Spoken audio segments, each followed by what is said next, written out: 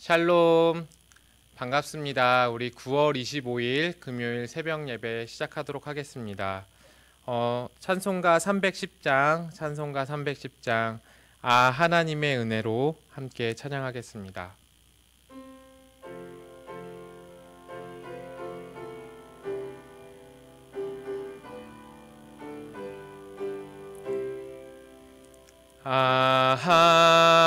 하나님의 은혜로 있을 데 없는 자 왜 구속하여 주는지 난 알 수 없도다. 내가 믿고 또 의지함은 내 모든 형편 잘 아는 주님 늘 보호해 주실 것을 나는 확실히 아네. 왜 내게 굳센 믿음과 또 복음 주셔서 내 마음이 항상 편한지 난 알 수 없도다. 내가 믿고 또 의지함은 내 모든 형편 아시는 주님 늘 보호해 주실 것을 나는 확실히 아네. 왜 내게 성령 주셔서 내 마음 감동해 주 예수 믿게 하는지 난 알 수 없도다. 내가 믿고 또 의지함은 내 모든 형편 아시는 주님 늘 보호해 주실 것을 나는 확실히 아네. 주 언제 강림하실지 혹 맘에 혹 낮에 또 주님 만날 그곳도 난 알 수 없도다. 내가 믿고 또 의지함은 내 모든 형편 아시는 주님 늘 보호해 주실 것을 나는 확실히 아네. 아멘. 오늘 저희에게 주시는 하나님의 말씀은 에스겔서 14장 12절에서 23절입니다. 에스겔서 14장 12절에서 23절입니다.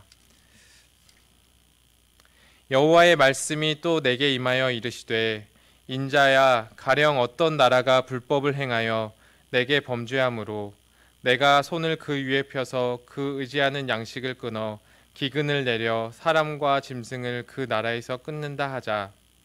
비록 노아, 다니엘, 욥 이 세 사람이 거기에 있을지라도 그들은 자기의 공의로 자기의 생명만 건지리나 나 주 여호와의 말이니라.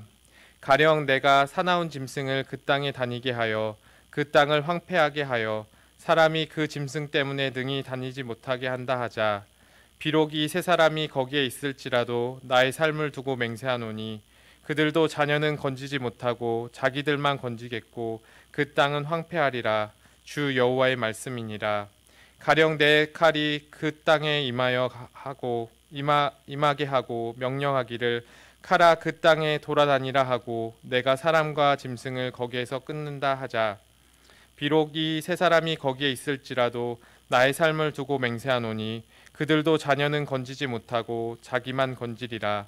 나 주 여호와의 말이니라. 가령 내가 그 땅에 전염병을 내려 죽임으로 내 분노를 그 위에 쏟아 사람과 짐승을 거기서 끊는다 하자.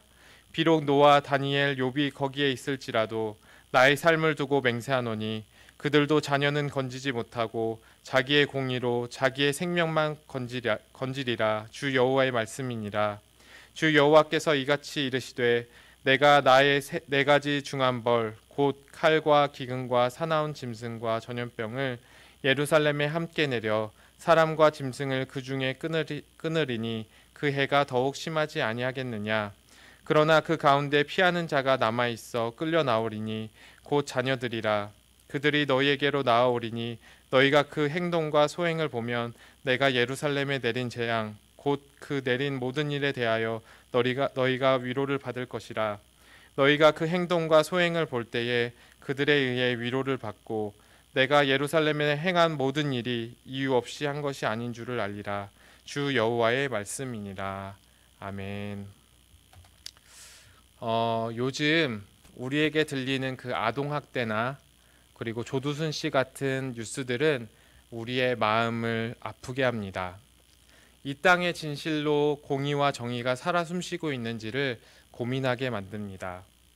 생명에 대한 존엄이 사라지고 그리고 불법과 거짓이 판치는 세상에서 우리는 공의와 정의가 진심으로 이 강같이 흐르기를 기대하고 있습니다. 그러나 우리의 내면의 한편으로는 나는 그들과는 다른 사람이라는 차별성을 가지고 있습니다.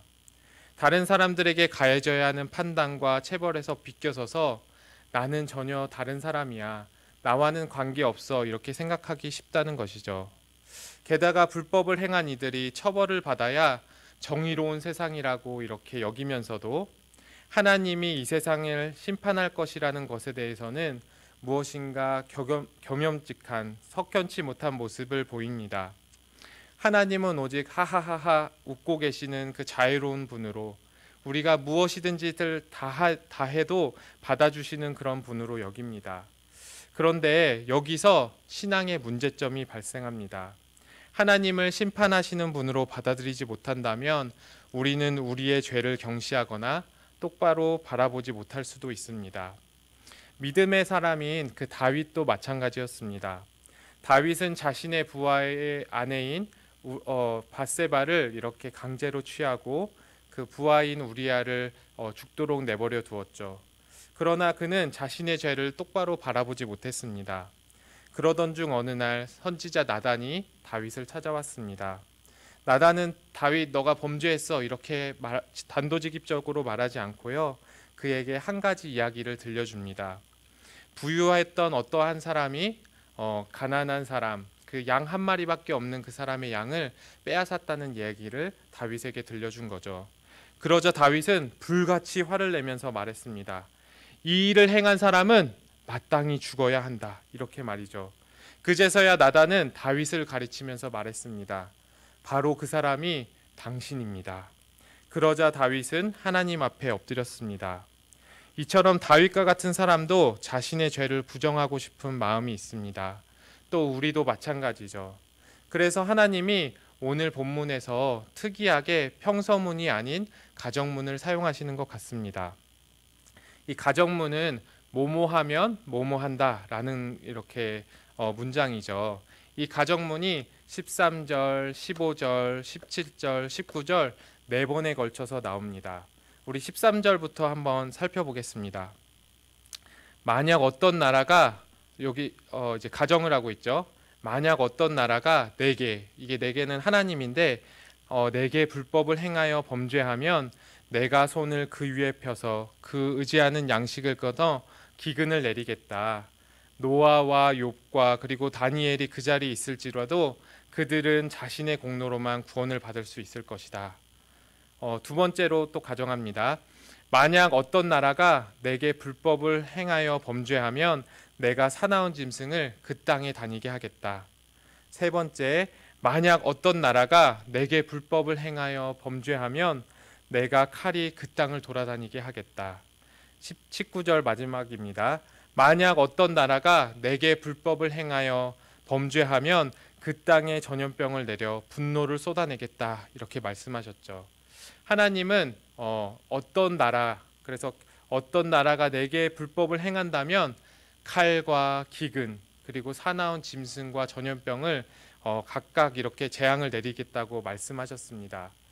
그리고서는 마지막으로 이렇게 또 말씀하십니다. 우리 21절입니다. 같이 한번 읽어보도록 하겠습니다. 주 여호와께서 이같이 이르시되 내가 나의 4가지 중한 벌 곧 칼과 기근과 사나운 짐승과 전염병을 예루살렘에 함께 내려 사람과 짐승을 그 중에서 끊으리니 그 해가 더욱 심하지 아니하겠느냐. 하나님은 어떤 나라로 가정을 하시면서 무엇인가 객관적으로 바라보게 하셨습니다. 어떤 나라가 내게 범죄하고 불법을 행하면 내가 이러한 칼과 기근과 그리고 사나운 짐승과 그리고 전염병을 내리겠다, 이렇게 말씀하심으로써 어떠한 사람이 들은다면 하나님께 범죄한 그들이 마땅히 이런 것들을 받아야 돼, 이렇게 생각하도록 만드신 후에 이러한 모든 내 재앙을 너희 민족인 예루살렘에게 내리겠다, 이렇게 선포하십니다. 그리고 또 부족하셨는지 서명을 하시는데요. 나의 삶을 두고 맹세하노니, 하나님께서 맹세할 정도로 그들의 죄에 대한 심판은 이미 정해져 있었습니다. 이 심판이 4가지가 다 예루살렘에 임한다는 것은 예루살렘이 얼마나 하나님 앞에 불법을 행했는지를 보여줍니다. 한 가지도 아닌 4가지 재앙을 동시에 받을 정도로 예루살렘은 부패해 있었으며 또 4가지 심판의 강력함으로 인하여서 피할 사람이 없을 것이라고 이야기하시는 것이죠. 우리는 하나님을 때로 느슨하게 바라볼 때가 있습니다. 그 사랑이라는, 우리가 생각하는 그 사랑이라는 그 프레임에 묶어서 무엇이든지 해도 하나님께서 오냐 오냐 하실 것처럼 그렇게 여기지만 사실 이것은 사랑이 아니라 방종입니다. 내버려 두는 사랑이 아니죠. 사랑이라는 것이 무엇일까요? 사랑이라는 것은 그 대상을 생각하는 것입니다. 어떻게 하면 이 대상이 생명을 얻을 수 있을까? 살아날 수 있을까? 이 대상이 어떻게 하면 자라날 수 있을까? 그 대상을 생각하면서 행동하고 말하는 것이 바로 사랑입니다. 방종과 사랑은 다른 것이죠. 하나님은 인내가 많으신 분이시지만 죄를 간과하시는 분은 아니십니다. 죄를 못 본 척하지 않으시고 반드시 도말하시는 분이 바로 하나님이시며 그것이 바로 하나님의 공의입니다. 만약 하나님이 그 죄를 눈앞에 두시고도 간과하거나 덮어두신다면 공의롭지 못한 것이고 그분은 하나님이실 수 없습니다. 하나님은 불의한 재판장이 아니십니다. 성도님들, 설교를 준비하면 누가 제일 은혜를 받을까요? 설교를 준비하는 제가 가장 먼저 그리고 가장 많이 은혜를 받습니다. 말씀을 가지고 이런 방향으로 봤다가 저런 방향으로 봤다가 또 묵상하고 막 곱씹으면서 어느 순간 하나님의 마음을 느끼게 되는 그러한 지점들이 생기게 되고요. 그 지점들이 너무나도 큰 은혜와 희열로 다가올 때가 있습니다. 그런데 이번 주 설교를 준비하면서는 너무 힘든 마음이 들었습니다. 왜 이렇게 힘들까? 왜 이렇게 힘이 생기지 않고 은혜가 되지 않고 왜 이렇게 힘들까 생각해 봤더니 하나님의 말씀을 대하는 나의 태도가 문제였습니다. 하나님께서 제가 하나님 앞에 서 있지 않는다는 것을 깨닫게 하신 거죠. 말씀을 마음의 정면으로 받아들이지 않고 살짝 비껴서 있는 저를 발견하게 하셨습니다. 죄와 심판에 대한 말씀을 자꾸만 회피하려는 저를 발견하게 된 거죠. 그리고 그 말씀을 내 마음에 그대로 받아들인 것도 아니라 또 그 말씀을 온전하게 전하지도 않으려고 하는 저를 발견했습니다. 어떻게 하면 성도님들이 두려움 없이 무서움 없이 거부감 없이 하나님의 말씀을 들을 수 있을까?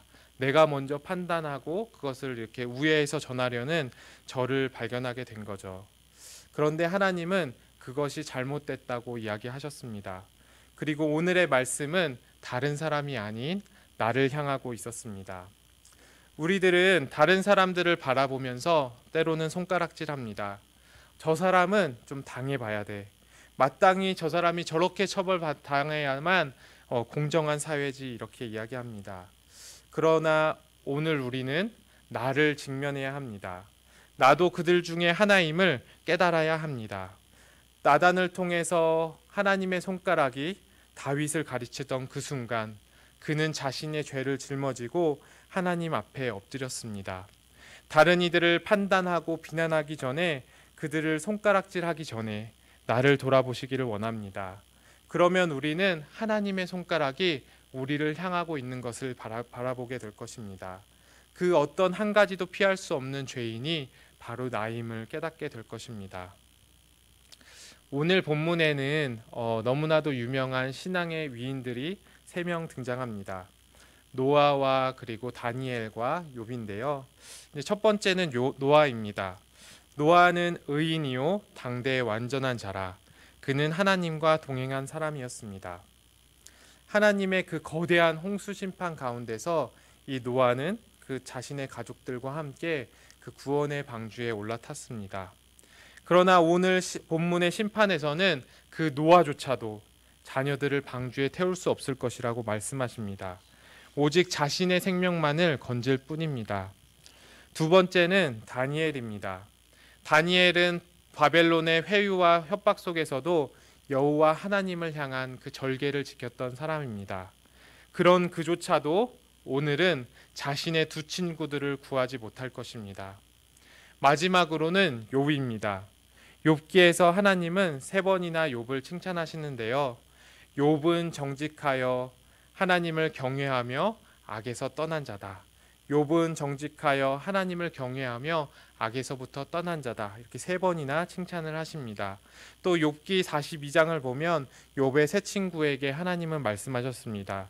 너희들이 욥에게 가서 잘못을 구하고 그리고 그에게 하나님께 기도해 달라고 요청을 해라. 그가 나에게 기도하면 내가 너희를 용서해 주겠다. 이렇게 말씀을 하셨습니다. 그러나 예루살렘의 그 거센 심판 앞에서는 이 욥의 기도도 소용이 없을 것입니다. 욥과 그리고 다니엘과 그리고 노아 이 모두는 자신의 공의로 자신의 생명밖에는 건질 수 없을 것입니다. 여기서 이제 자신의 공의라는 단어는 여호와의 뜻을 따라서 행하는 영적이고 도덕적인 신실함을 의미합니다. 이 심판에서는 노아도 자신의 자녀를 구하지 못할 것이며 욥의 기도도 소용이 없을 것이며 다니엘의 의로도 자신의 생명밖에는 건지지 못할 것이라고 말씀하시는 것입니다. 노아 그리고 다니엘, 욥 모두 거룩한 하나님 앞에 섰던 이들이며 그들은 완전하진 않았지만 하나님께서 그들의 신앙을 바라보시고 칭찬하셨습니다. 결국 이 말씀 가운데 우리가 바라봐야 할 것은 우리 모두는 자신의 모습 그대로 홀로 하나님의 심판대 앞에 서야 한다는 사실입니다. 우리는 벌거벗은 것처럼 하나님 앞에 서게 될 것입니다. 신앙이 좋은 배우자, 그리고 나를 위해서 눈물로 기도하시는 그 부모님, 그리고 좋은 목사님, 좋은 공동체와 교회와 상관없이 나는 홀로 하나님의 앞에 서야 될 때가 있습니다.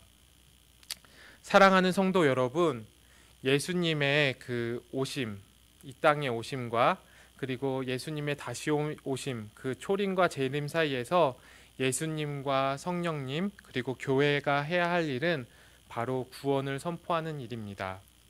예수님과 성령님은 하나님의 구원을 부어주시고 또 교회는 하나님의 구원의 통로로 사용되어져야 합니다. 그래서 우리 중 어떤 그 누구도 이 심판과 구원의 진리에서 비껴서 있어서도 안 됩니다.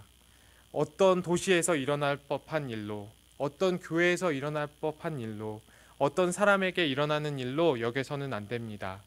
심판과 구원의 일은 바로 내일입니다. 바로 내일로 여겨야 합니다.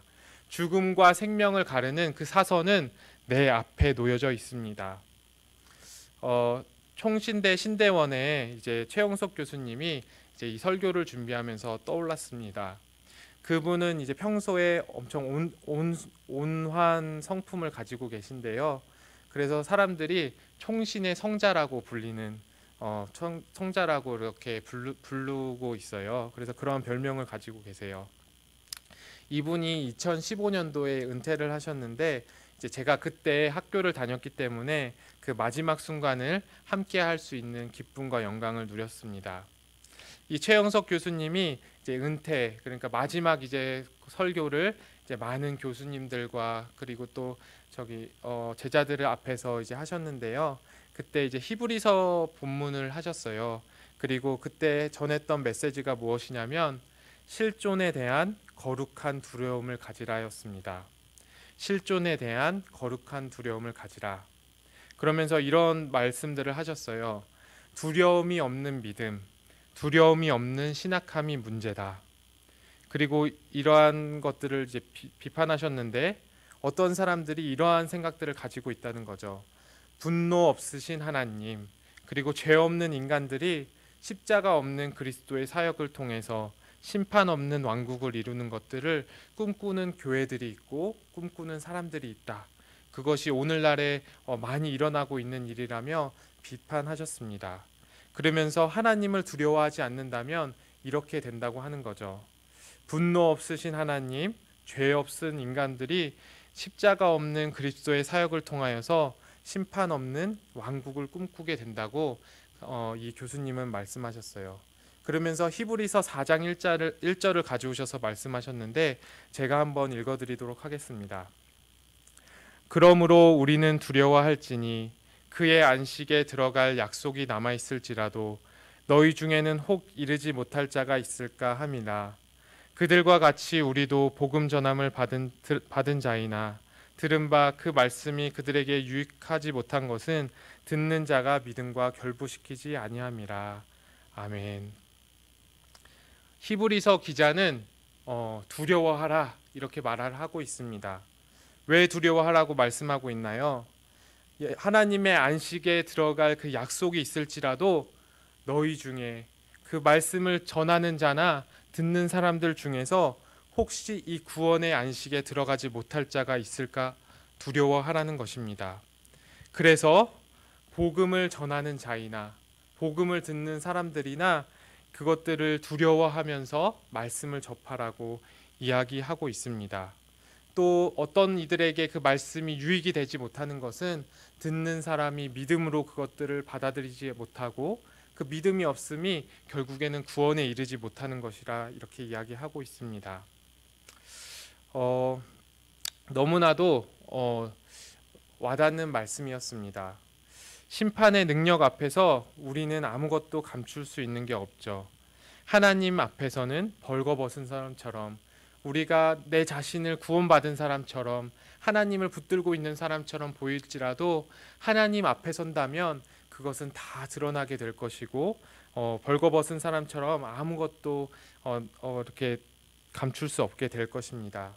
따라서 오늘 전하는 자나 복음을 듣는 자나 모두 다 두려워해야 합니다. 하나님 앞에서 다 드러날 것이기 때문입니다. 복음을 전하는 자가 듣는 자를 생각하면서 두려워하는 것이죠. 혹시나 내가 이렇게 말해서 혹시 한 명의 영혼이라도 구원에 이르지 못하는 것은 아닐까.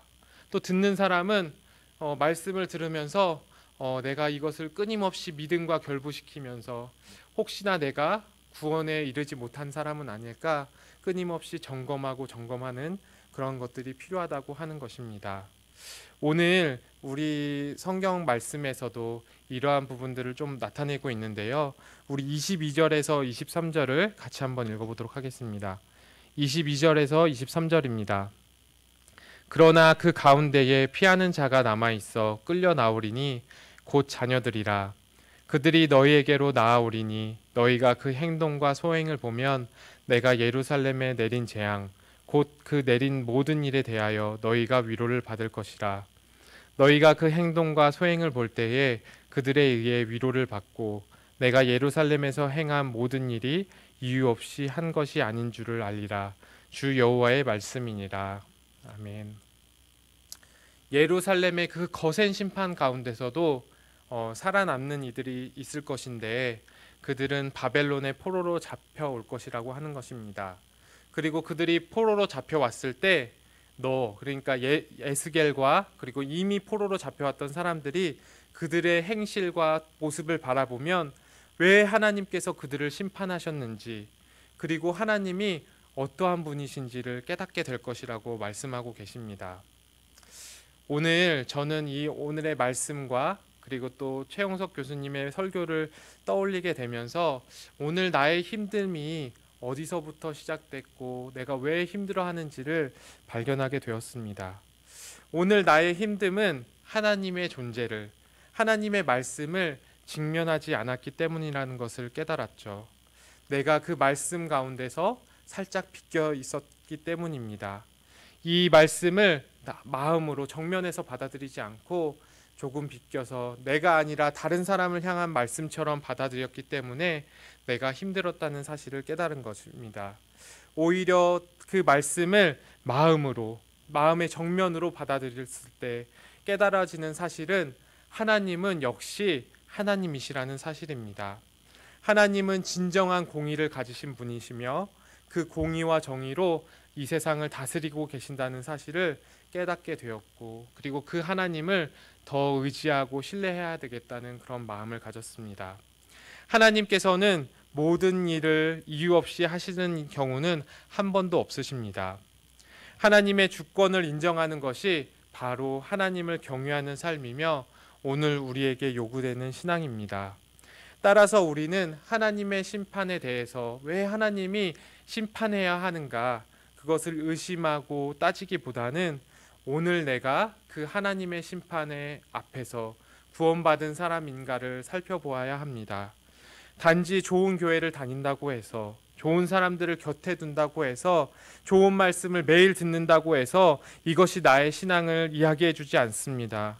물론 유익은 있습니다. 그렇지만 구원에까지 이르지 않습니다. 누군가 여러분을 위해서 진심으로 기도해 주는 사람이 있다면 여러분들은 축복받은 사람입니다.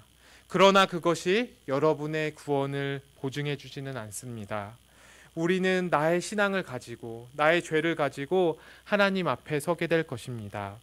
부모님의 눈물의 기도도, 공동체의 그 경건한 모습들도 아니라 내 모습, 내 신앙을 가지고 주님 앞에 서게 될 것입니다. 오직 내가 주님을 붙들고 있는가, 나의 실존이 하나님 앞에 서 있음을 깨닫고 있는가, 지금은 보이지 않아도 언젠가는 나의 삶이 하나님 앞에서 결산되어질 것을 믿고 있는가, 이러한 것들을 우리는 생각해 보아야 합니다. 내가 진짜로 구원받은 사람인가 확인하고 거듭 확인해야 합니다. 구원받은 것 같아로는 부족합니다. 나는 구원받은 사람임을 확신해야 합니다. 여러분, 우리 주변에 암 치료를 받고 이렇게 완치 판결을 받은 분들이 계시죠. 그런데 사실 그 암은 완치라는 것이 없다고 합니다. 정기적으로 병원에 가서 이제 내 몸을 들여다보아야 한다고 해요. 그 암이라는 것이 혹시 번지지는 않았는지, 또 재발하지 않았는지, 이렇게 내 징조는 없는지 끊임없이 살펴보는 것이죠. 건강의 문제도 이처럼 우리가 주의 깊게 거듭거듭 생각하는데 우리의 구원의 문제는 어떠할까요? 우리도 구원의 이 문제를 거듭 생각하고 확인해야 합니다. 예수 그리스도를 진정으로 내 마음에 모시지 않는 분이 계시다면 이 시간에 예수 그리스도를 붙잡는 하루가 되시기를 소원합니다. 또 이미 예수님을 믿고 그분을 신뢰하고 그분을 붙잡고 계시는 분이 계시다면 오늘 나와 함께 하시는 그 하나님을 향한 그 거룩한 두려움 가운데 내 안에 구원의 확신과 감사가 넘쳐나기를 예수님의 이름으로 축원합니다. 아멘. 우리 함께 이 시간 기도하도록 하겠습니다. 하나님 아버지, 이 시간 에스겔 14장 말씀을 통하여서 하나님께서는 어떠한 분이신지를 발견하게 됩니다. 우리는 다른 사람들을 손가락질하며 또 저 사람은 죄인이며 또 잘못 저질렀으며 처벌을 받아도 마땅한 사람이라고 손가락질하지만 실상은 내 자신을 바라보지 못하는 아버지 그런 근시안적인 그런 안목을 가졌음을 고백합니다. 다윗이 그 나단의 책망을 받고 주님 앞에 엎드렸듯이 오늘 주님이 주시는 말씀을 통하여서 나도 주님 앞에 엎드리기를 소망합니다. 단순히 다른 사람을 향한 심판의 메시지가 아니라 오늘 나를 향한 하나님의 말씀임을 깨닫고 그 하나님이 얼마나 크신 분이고 거룩하신 분이며 온 만물을 다스리시는 그 실존적인 크신 분임을 내가 깨달을 때에 나는 주님 앞에 엎드릴 수밖에 없고 그분을 경외할 수밖에 없으며 그분을 향한 거룩한 두려움을 가질 수밖에 없음을 다시 한번 고백합니다. 하나님 아버지, 그 하나님의 놀라우신 그 은혜를 하나님 다시 한번 생각할 수 있는 시간들 될 수 있도록 도와주시며 하나님 그 거룩한 두려움 앞에 내 죄를 정말 내어놓고 하나님을 내 마음으로 받아들이는 그러한 놀라운 구원의 역사가 우리와 또한 우리 공동체의 삶 가운데 있어지기를 간절히 소망합니다. 그리하여서 구원받은 것처럼 살아가는 자가 아니라 진실로 하나님께 구원받은 자로 오늘 하루를 살아갈 수 있도록 도와주시고 또 하나님께서 이 땅 가운데 선포하시기를 소망하는 그 구원의 선포가 하나님 나를 통하여 또 우리 교회를 통하여 흘러갈 수 있도록 주님께서 함께하여 주시옵소서.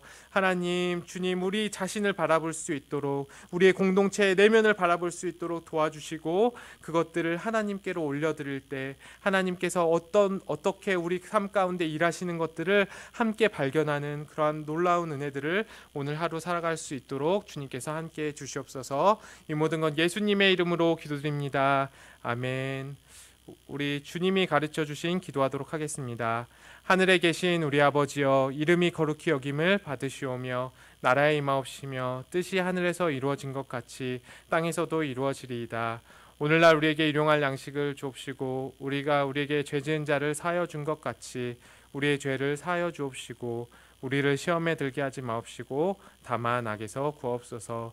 대개 나라와 권세와 영광이 아버지께 영원히 있사옵나이다. 아멘. 우리 이 시간 이제 두 가지 기도 제목을 놓고 함께 기도하겠습니다. 우리 첫 번째로는 자신을 바라보면서 기도했으면 좋겠는데요. 우리는 나의 신앙으로 홀로 하나님 앞에 서야 되는 존재입니다. 나는 하나님을 제대로 알고 있을까요? 혹시 분노 없으신 하나님, 죄 없는 인간들이 십자가 없는 그리스도의 사역을 통해서 심판 없는 왕국을 꿈꾸고 계신 것은 아닌가요? 이 시간 하나님을 바라보고 또 나를 돌아보면서 내 죄를 하나님 앞에 쏟아놓고 주님의 존재를 받아들임으로 진정한 구원을 경험하는 시간이 될 수 있도록 함께 기도해 주셨으면 좋겠습니다. 우리 두 번째로 기도할 때는 공동체를 위해서 기도해 주시길 원합니다. 이 시대의 교회는 하나님의 구원의 통로로 사용되어야 합니다. 우리가 예수 그리스도와 그리고 성령 하나님의 역사하심과 일하심을 통해서 날마다 구원받는 이들이 날마다 더해질 수 있도록 우리 교회를 위해서 또 그 영혼들을 위해서 함께 기도해 주시기를 원합니다. 마지막으로는 우리가 가지고 있는 기도 제목을 따라서 자유롭게 기도하도록 하겠습니다. 기도하겠습니다.